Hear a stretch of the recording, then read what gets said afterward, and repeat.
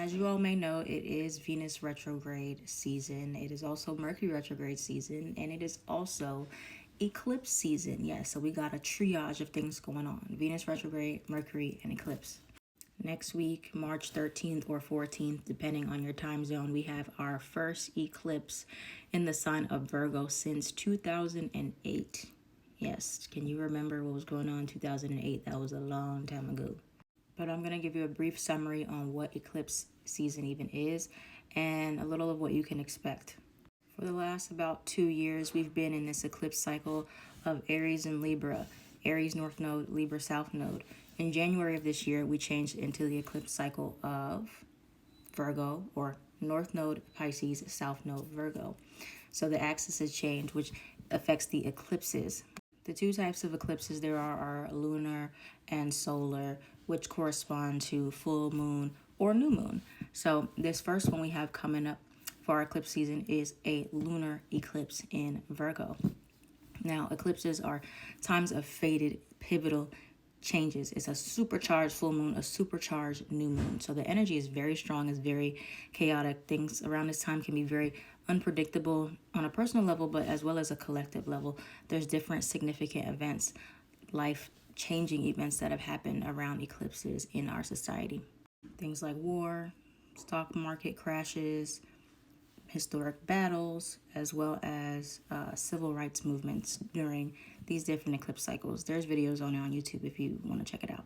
But because this period deals with the nodes of faith, the North Node and South Node, things can be eclipsed into our life where we get these new beginnings, or things can be eclipsed out of our life where things are taken out, especially if you have planets in the sign of the eclipse, or you want to look at the specific house you have the sign of the eclipse. That can show you where things are maybe going to be a little bit crazy or changing. Since this is a South Node eclipse and a lunar eclipse, both the South Node and the full moons deal with releasing. They deal with conclusions. They deal with things coming to a culmination or an ending, more so than a brand new beginning. So there is some type of releasing we're doing in the area of our charts that we have Virgo in, or if you have Virgo placements, you really want to pay attention to this full moon eclipse in particular.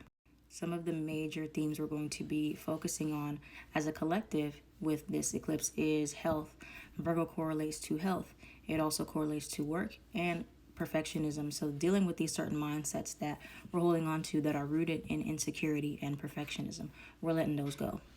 And don't be afraid of endings, because endings always bring new beginnings. And if you do experience an ending, it could be an ending of a good thing. This could be an ending of a health challenge. This could be an ending of a stressful work environment or work situation. Try to find the positives. Like I said, if you are a Virgo, like myself, I'm a Virgo sun, you do want to pay more attention to this eclipse. And I use personally astrology.com. This is the Virgo full moon lunar eclipse reading. So if you're like, you just want something tangible that you can go back to and refer to for this month, and to figure out, okay, maybe what is going to be eclipsed on a more personal level, or somebody explain it to me a little bit more because I'm still confused. This report gives you several paragraphs on what the eclipses mean for your zodiac sign. So whatever sign you are, how it's going to affect you, what the moon's meaning is in a deeper context, and how to work with the energy overall for this full moon. So yeah, Virgos, I've been talking about this since the beginning of the year in my Virgo and Pisces group. This is the time we've been waiting for. We got to stand together and work on releasing some of these bad habits, these mindsets, these things that no longer serve us, and just roll with it. Whatever changes, whatever happens, whatever new things come up, it is for the best, and we will be just fine. Just try to be calm.